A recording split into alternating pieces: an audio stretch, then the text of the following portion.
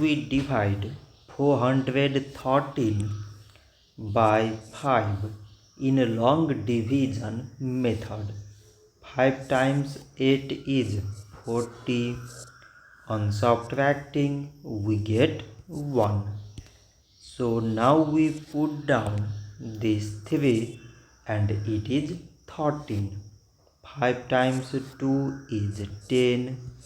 On subtracting, we get 3. So now there is no any other number to put it down.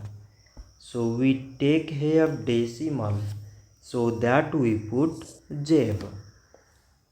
So it is 30 and 5 times 6 is 30.